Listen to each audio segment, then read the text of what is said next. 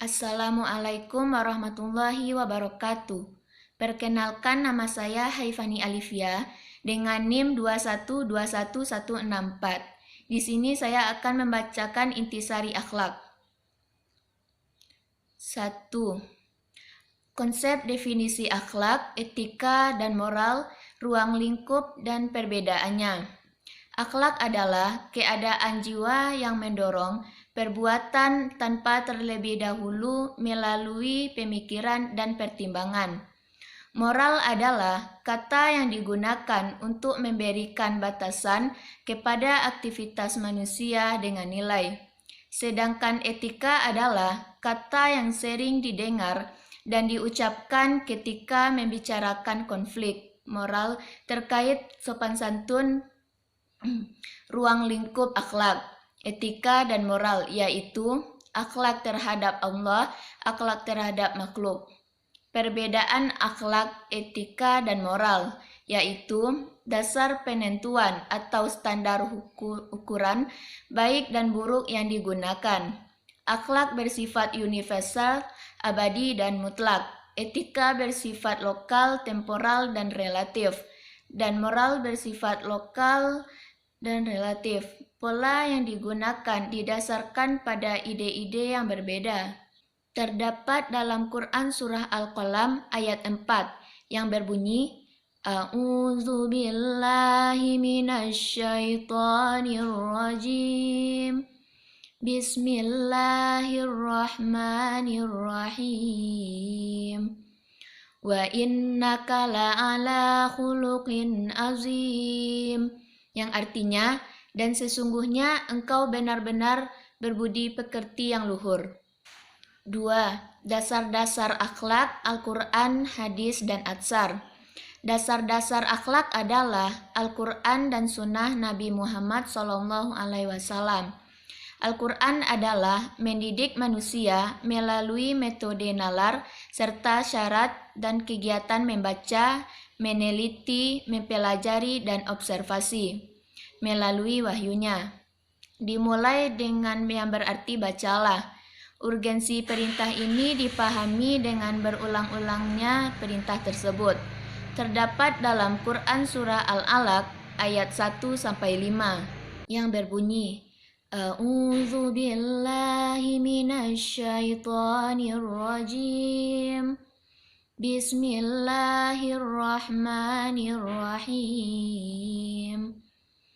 Iqra bismi rabbikal ladzi khalaq. Khalaqal insana min 'alaq. Iqra wa rabbukal akram. Alladzi 'allama bil qalam. 'Allamal insana ma lam ya'lam. Yang artinya, 1. Bacalah dengan menyebut nama Tuhanmu yang menciptakan. 2. Dia telah menciptakan manusia dari segumpal darah. 3. Bacalah dan Tuhanmulah yang maha mulia. 4. Yang mengajar manusia dengan pena. 5. Dia mengajar manusia apa yang tidak diketahuinya. Perintah membaca harus dilakukan secara komprehensif, bukan secara parsial. Definisi hadis: sesuatu yang didasarkan kepada Nabi SAW, baik berupa perkataan, perbuatan, takrir maupun sifatnya. Atsar adalah segala sesuatu yang disandarkan pada sahabat atau tabi'in. Dalilnya sama dengan materi 1, Quran Surah Al-Qalam ayat 4. Materi yang ketiga, urgensi akhlak dalam kehidupan. Akhlak itu artinya tabiat, sopan santun, dan moral. Akhlak bertujuan menciptakan manusia sebagai makhluk tinggi dan sempurna.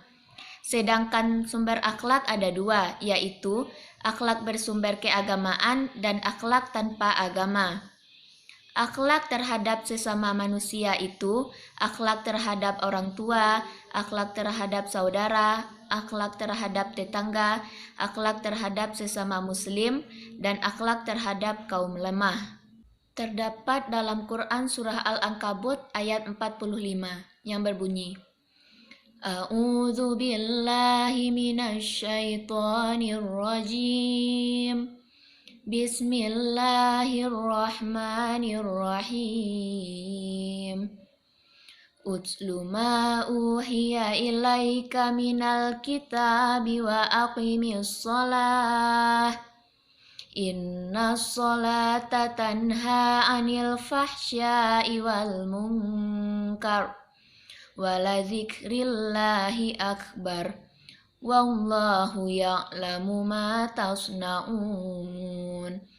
Yang artinya, bacalah kitab Al-Quran yang telah diwahyukan kepadamu Muhammad dan laksanakanlah sholat. Sesungguhnya sholat itu mencegah dari perbuatan keji dan mungkar. Dan ketahuilah, mengingat Allah, sholat itu lebih besar keutamaannya dari ibadah yang lain. Allah mengetahui apa yang kamu kerjakan. Materi yang keempat, hubungan akidah, ibadah, dan akhlak. Akidah merupakan suatu keyakinan hidup yang dimiliki manusia. Dapat disimpulkan bahwa akidah Islam adalah pokok-pokok kepercayaan yang harus diyakini kebenarannya oleh setiap muslim. Ibadah merupakan bentuk pengabdian seorang hamba kepada Allah dalam rangka meningkatkan diri kepada Allah untuk meningkatkan keimanan dan ketakwaan kepada Allah. Akhlak adalah salah satu dasar bagi pembentukan kepribadian individu, senantiasa menghasilkan amalan atau ibadah, dan ibadah pun akan menciptakan akhlakul karimah. Dalilnya, orang mukmin yang paling sempurna imannya ialah mereka yang paling bagus akhlaknya. Hadis riwayat Muslim. Materi yang kelima, pembagian akhlak kepada Allah. Akhlak kepada Allah adalah sikap atau perbuatan yang seharusnya dilakukan oleh manusia, yang dilakukan sebagai makhluk kepada Allah Subhanahu wa Ta'ala sebagai Khalik. Titik tolak akhlak terhadap Allah adalah pengakuan dan kesadaran bahwa tiada Tuhan melainkan Allah. Bentuk akhlak kepada Allah Subhanahu wa Ta'ala: menauhidkan Allah Subhanahu wa Ta'ala, takwa, cinta dan ridho, khauf dan raja, berbaik sangka, mengingat Allah, tawakal, syukur, dan lain-lain. Terdapat dalam Quran surah An-Nahl ayat 78 yang berbunyi, A'udzu billahi minasy syaithanir rajim. Bismillahirrahmanirrahim. Wallahu akhrajakum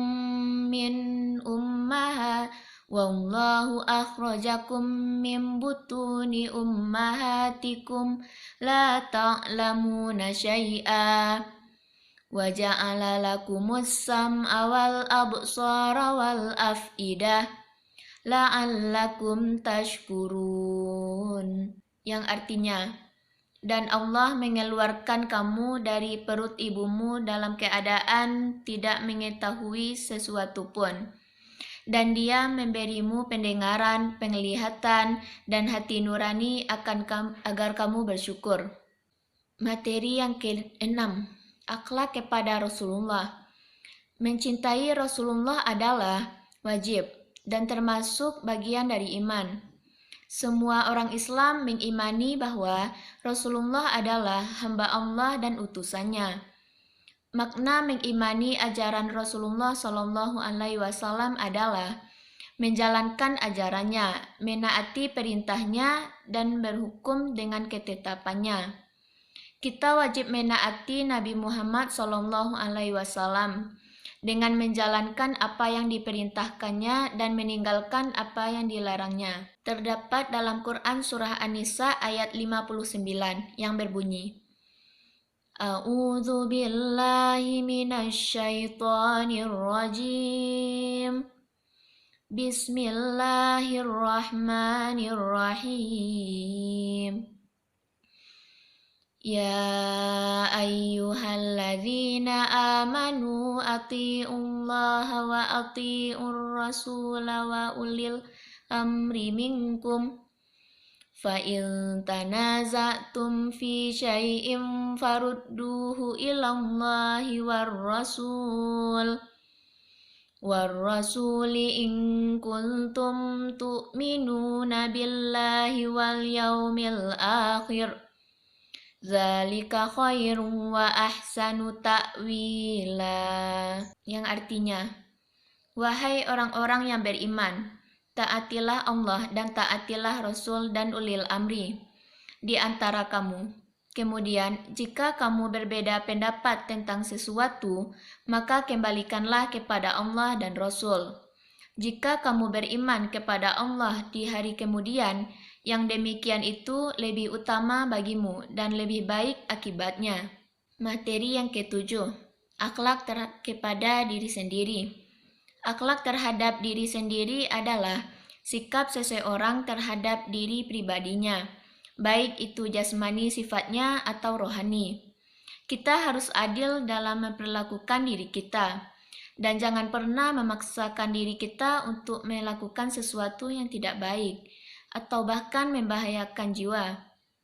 Cara untuk memelihara akhlak terhadap diri sendiri yaitu dengan sabar, sidik, tawaduk, syukur, istiqomah, ifah, pemaaf, dan amanah.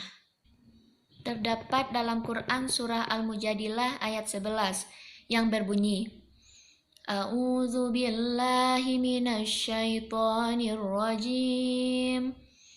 Bismillahirrahmanirrahim. Ya ayyuhalladzina amanu idza qila lakum tafassahu fil majalisi fafsahu yafsahillahu lakum wa idza qila anshuzu fanshuzu yarfa'illahu alladzina amanu minkum walladzina utul ilma darajat wallahu bima ta'maluna khabir, yang artinya, wahai orang-orang yang beriman, apabila dikatakan kepadamu, berilah kelapangan di dalam majelis-majelis, maka lapangkanlah. Niscaya Allah akan memberi kelapangan untukmu. Dan apabila dikatakan, berdirilah kamu, maka berdirilah. Niscaya Allah akan mengangkat derajat orang-orang yang beriman di antaramu dan orang-orang yang diberi ilmu beberapa derajat.